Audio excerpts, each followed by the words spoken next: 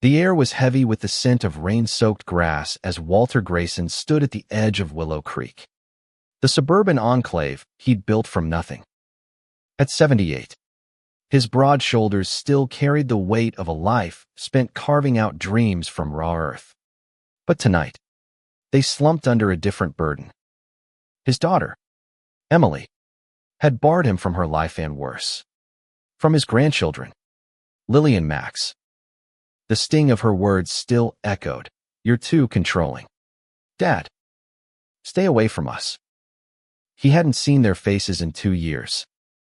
2 years of silence, of unanswered calls, of gifts returned unopened. But what Emily didn't know was that Walter owned every inch of this neighborhood, every house, every street, every blade of grass. Willow Creek wasn't just a subdivision. It was Walter's legacy. Decades ago, he'd been a young man with nothing but ambition and a knack for seeing potential where others saw barren fields. He'd bought the land cheap, back when it was just dirt and dreams, and turned it into a thriving community. Families laughed here, children played, and homes glowed with life. Emily's house, the one she thought she'd bought with her husband, Tom, was his gift to Hera's secret he'd kept, hoping it would be a bridge between them. Instead, it was a wall. Walter's boots crunched on the gravel path as he walked past the manicured lawns. Each house held memories of his labor, but none more than Emily's. He could still picture her as a girl, running through the construction site, her pigtails bouncing as she begged to help him hammer nails. She'd been his shadow, his pride. But somewhere along the way, their bond frayed. Emily saw his protectiveness as control, his advice as judgment. When she married Tom, a man Walter quietly distrusted, the rift grew. And when she banned him from seeing Lily and Max, it shattered him. He stopped at the corner of Maple Lane, where Emily's house stood. The porch light cast a warm glow, and through the window, he glimpsed silhouettes, Lily's small frame dancing, Max's head bent over a book. His heart ached. He wanted to knock, to beg, to demand. But Walter Grayson didn't beg. Instead, he turned away, his breath fogging in the cool night air. He wasn't just their grandfather. He was their landlord, their unseen benefactor. And that secret gave him power he wasn't sure he wanted to use. The next morning, Walter sat in his modest office at the edge of Willow Creek, surrounded by blueprints and faded photos of Emily as a child. His assistant, Clara, a sharp woman in her 50s, knocked softly. "You got a letter from Emily's lawyer," she said, her voice cautious. Walter's stomach twisted as he opened it. A formal notice, cold and clinical, demanding he cease all contact with Emily's family. It cited emotional distress and boundary violations. He laughed bitterly. Emotional distress. He'd given her everything, her home, her security, and she called it distress. Clara watched him, her eyes soft with understanding. "You can't keep carrying this alone, Walt," she said. "Tell her the truth.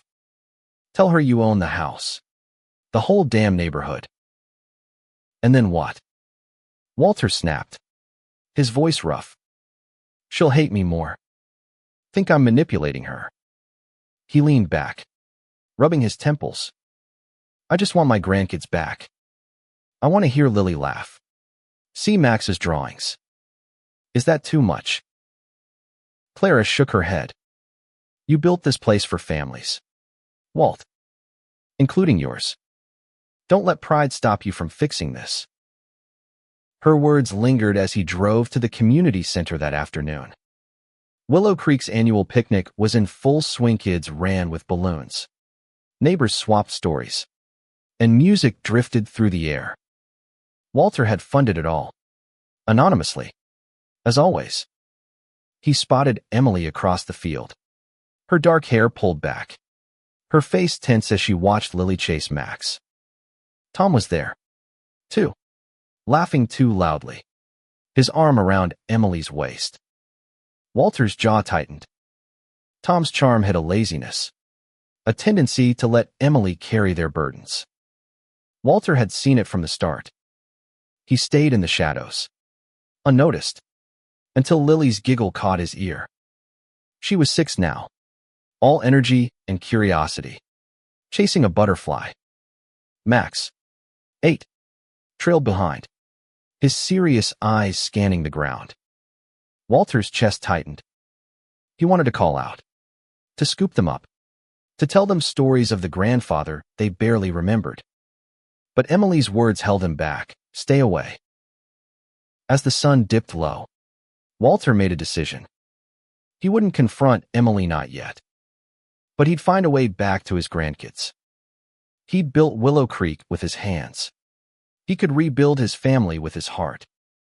The question was how and whether Emily would ever forgive him when she learned the truth about her home. Days turned into weeks, and Walter wrestled with his options. His office became a sanctuary of sorts, where he pored over old letters and photos, searching for clues to what went wrong with Emily. He remembered her teenage years, her defiance, her need to prove she could stand on her own. He'd been too strict, maybe too quick to offer solutions instead of listening. But cutting him out entirely, that wound ran deeper than he could fathom. One evening, Clara dropped a bombshell. The HOA is raising fees again, she said, sliding a report across his desk. Emily and Tom are behind on payments. If they don't catch up, they'll get a notice. Walter's eyes narrowed. He'd set up the HOA years ago to maintain Willow Creek standards, but he'd never enforced late fees on Emily's house. He'd covered their shortfall quietly, month after month, believing it was his duty. Now, that secret felt like a double-edged sword. Don't push them out, he told Clara. Not yet. But the idea sparked something in him, a way to reach Emily without groveling. He could use his ownership, not as a weapon, but as leverage. If he could show her he'd been supporting her all along, maybe she'd see his love, not control. Walter started small. He sent an anonymous letter to Emily's house, typed to avoid recognition, offering a community grant to cover their HOA fees. He watched from afar as Emily opened it, her brow furrowing in confusion. Tom read it over her shoulder, his face lighting up with relief. Walter felt a pang of guilt. Was he manipulating them? Or was he just helping? Like always. The next step was bolder. He organized a kids' art contest through the community center, knowing Max loved to draw. The prize was a private art class with a local painter, a chance for Walter to be near his grandson without breaking Emily's rules. He attended the event in disguise, so to speak, blending into the crowd with a baseball cap pulled low. Max's drawing 1 second placé a vivid sketch of Willow Creek's park, with a tiny figure in the corner that looked suspiciously like Walter. His throat tightened. Did Max remember him? After the contest, Walter lingered, watching Max beam as he accepted his certificate. Emily was there, clapping, but her eyes scanned the crowd warily. Did she sense him? He slipped away before she could spot him, his heart pounding. He was playing a dangerous game, tiptoeing around her boundaries while craving connection. That night, he sat alone in his modest home, a far cry from the mansion Emily assumed he lived in. He'd poured his wealth into Willow Creek, not himself. The walls held photos of better days, Emily's graduation, Lily's first steps, Max's toothy grin. He traced their faces with a trembling finger. I'm trying. Kids, he whispered. I'm trying. The next morning brought a surprise. Clara rushed into his office, her face pale. Emily's selling the house, she said. Listed it yesterday. They're planning to move out of Willow Creek. Walter's world tilted. Sell the house. His gift, his anchor to them. He grabbed the listing online, his hands shaking. The price was too low. Tom's doing, no doubt, rushing to cash out. Walter could buy it back through a proxy, keep them there. But that felt like a betrayal. He needed another way. He drove to the community park, where Lily often played.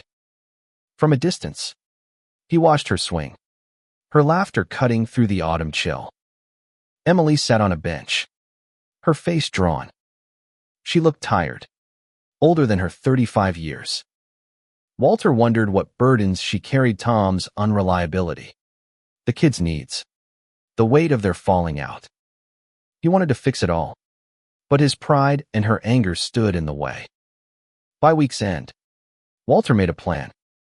He'd reveal his ownership not to control, but to open a door. He drafted a letter, this time in his own hand, explaining everything: how he'd bought the land, built the neighborhood, gifted her the house. He'd sent it through Clara, with a request to meet at the community center. No demands, no ultimatums, just a plea for a conversation. As he sealed the envelope, his heart raced. Would Emily see it as love, or a power play? Only time would tell. The letter sat on Walter's desk for 3 days, its weight heavier than the paper it was written on. He'd rewritten it a dozen times, softening the edges, stripping out any hint of blame. I built Willow Creek for families like ours, he wrote. Your home was my gift, not a chain. I only want to see Lily and Max again, to be their grandfather. Please, let's talk. He gave it to Clara with instructions to deliver it discreetly. Then he waited, his nerves fraying with each passing hour. Emily's response came faster than he expected. A text, not a call. Meet me at the community center tomorrow. 3 p.m. Don't bring anyone. It was cold, clipped, but it was something. Walter barely slept that night, his mind churning with possibilities. Would she listen? Or would she lash out, seeing his secret as a betrayal? The community center was quiet when he arrived, its halls echoing with the ghosts of past gatherings. Emily was already there, sitting at a table near the window, her arms crossed. Her dark eyes, so like her mother's, bored into him as he approached. You own the house, she said, her voice flat. The whole neighborhood. How long were you going to keep that from me? Walter sat, his hands clasped to stop their trembling. Until it mattered, he said softly. I didn't want it to feel like a debt. It was a gift, Emily. For you. For the kids. A gift. Her laugh was sharp, bitter. You've been pulling strings my whole life. Dad. The house.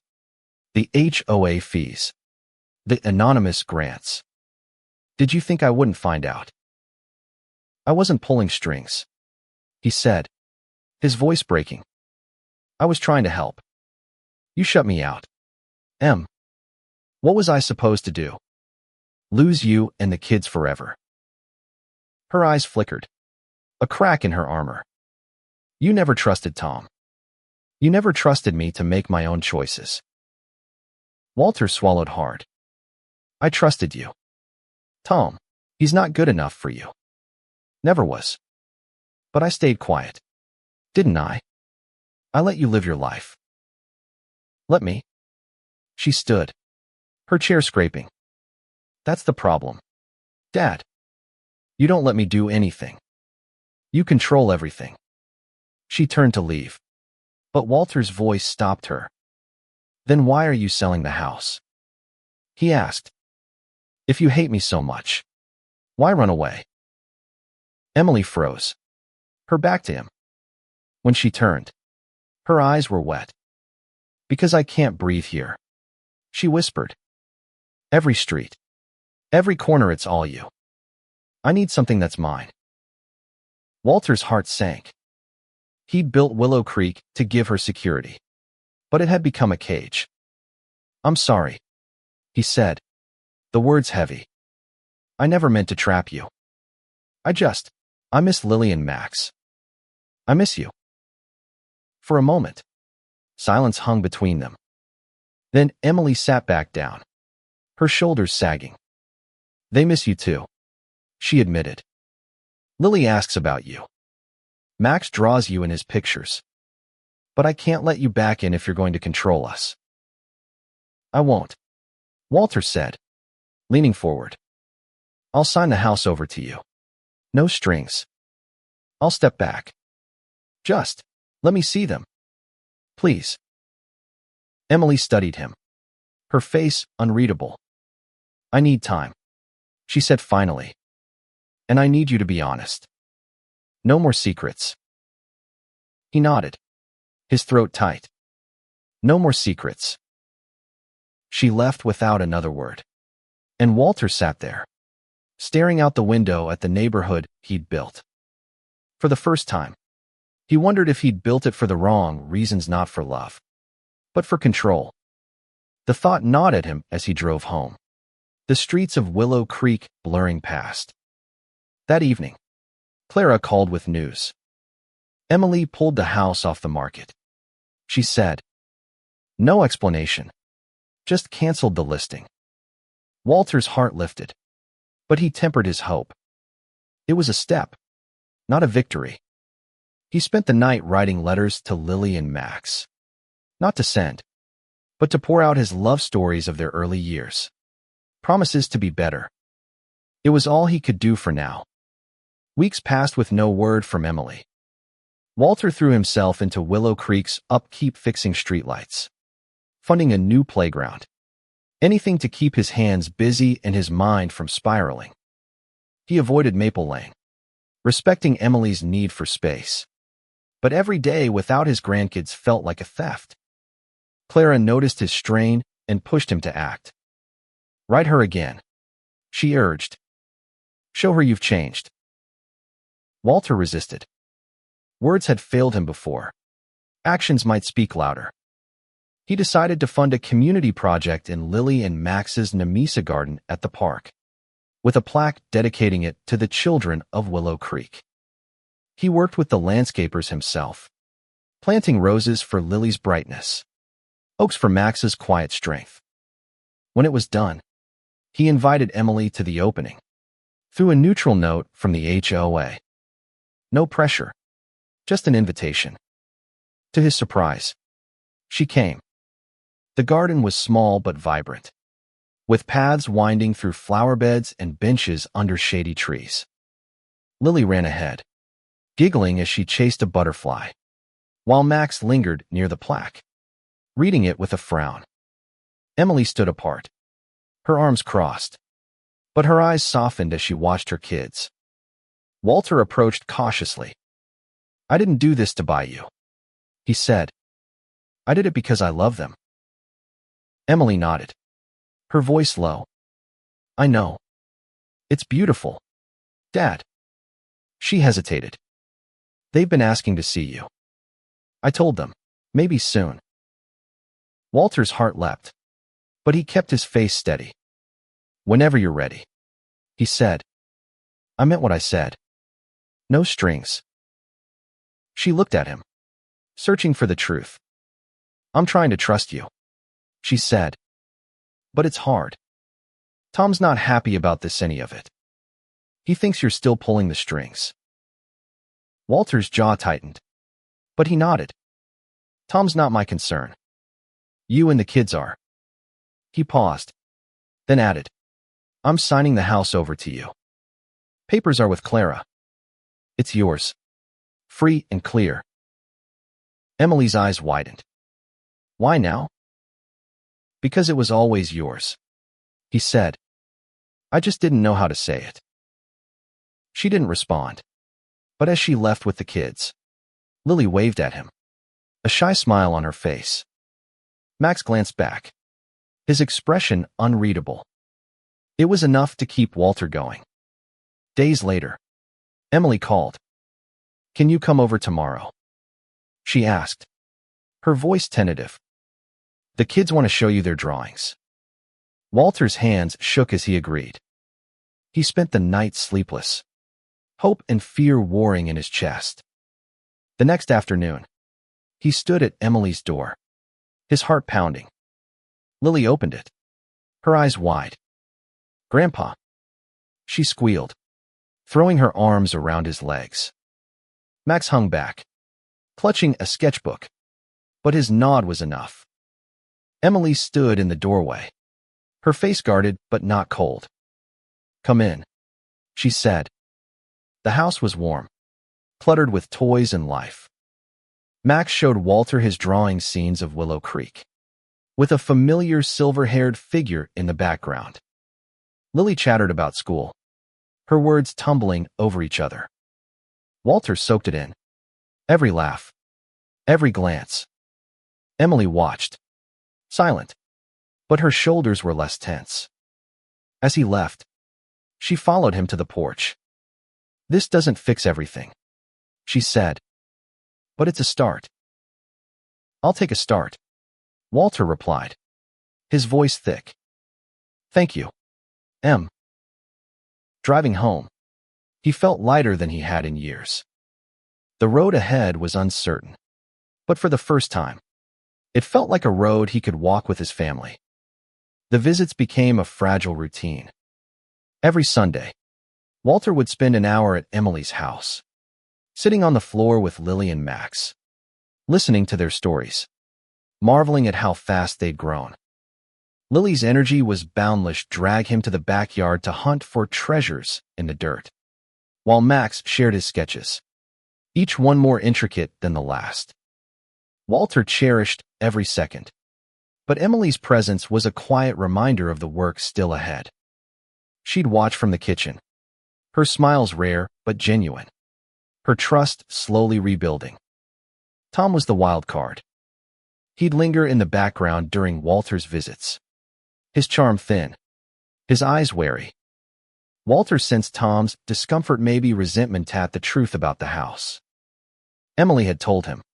Walter learned, and Tom hadn't taken it well. "He feels like we owe you," Emily confessed one evening, as they sat on the porch after the kids were asleep. "He's proud, Dad. He doesn't like being in anyone's debt." Walter nodded, choosing his words carefully. "I don't want him to feel that way. The house is yours. I'm not keeping score." Emily sighed, her hands wrapped around a mug of tea. "I know, but he's struggling. Work's been slow, and he's taking it out on everyone." She looked away, her voice dropping. "Sometimes I wonder if you were right about him." The admission hung between them, heavy with years of unspoken tension. Walter wanted to press, to say he'd always seen Tom's flaws, but he held back. "You don't have to carry it alone," he said instead. "I'm here, Em. Not to control, just to help." She met his eyes, her guard lowering. "I'm starting to believe that," she said. "But it's going to take time." Time Walter could give. He kept his visits light, focusing on the kids, avoiding any hint of overreach. He brought small gifts, a sketchpad for Max, a butterfly net for Lily, nothing extravagant, just tokens of love. Each week, Emily softened a little more, her laughter coming easier, her stories longer. They talked about her childhood, about her mother's death, about the years they'd lost. It wasn't perfect, but it was progress. One Sunday, Max surprised him. "Grandpa, can you tell me about building Willow Creek?" he asked, his pencil poised over a blank page. Walter's heart swelled. He spent an hour recounting the early days, digging foundations, planting trees, dreaming of a place where families could thrive. Max listened, his eyes bright, sketching as Walter spoke. When he finished, Max showed him the drawing, a younger Walter, hammer in hand, standing in an open field with tiny houses sprouting around him. "That's you," Max said shyly. "You made all this." Walter blinked back tears. "I made it for you," he said, ruffling Max's hair. Lily climbed into his lap, demanding a story, and for a moment, everything felt right. But peace was fragile. A week later, Clara called with a warning. "Tom's been asking around about you," she said. "He's digging into the HOA records, trying to figure out how much control you still have." Walter's stomach churned. Tom's pride was one thing. Suspicion was another. Was he planning to challenge Walter's role in Willow Creek? Or worse, push Emily to move again? Walter confronted the issue head-on. He invited Emily and Tom to dinner at his house. A simple gesture to clear the air. Emily agreed. But Tom was late, arriving with a forced smile and a bottle of cheap wine. The meal was tense. Lily and Max oblivious as they chattered. But Walter felt Tom's eyes on him, probing. After dinner, as Emily put the kids to bed, Tom leaned in. "You're a hard man to figure out, Walt," he said. His tone clipped. "All this generosity, it's got strings, doesn't it?" "No strings," Walter said evenly. "Just family." Tom's smile didn't reach his eyes. "We'll see," he said, and left it at that. As Walter watched them drive away, he knew the road to reconciliation was far from over. Winter settled over Willow Creek, blanketing the streets in frost. Walter's Sundays with Lily and Max became the heartbeat of his weeks, each visit a step toward mending what was broken. Emily's trust grew, visible in the way she'd linger to talk after the kids went to bed, sharing worries about work or parenting. But Tom remained a shadow, his presence at visits sporadic, his mood unpredictable. Walter sensed a storm brewing, and he wasn't wrong. One icy morning, Clara burst into his office, her face grim. "Tom's filed a complaint with the HOA," she said.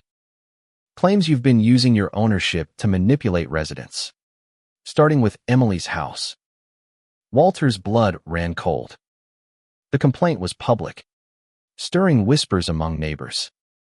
Some saw it as a bold stand against a secret landlord.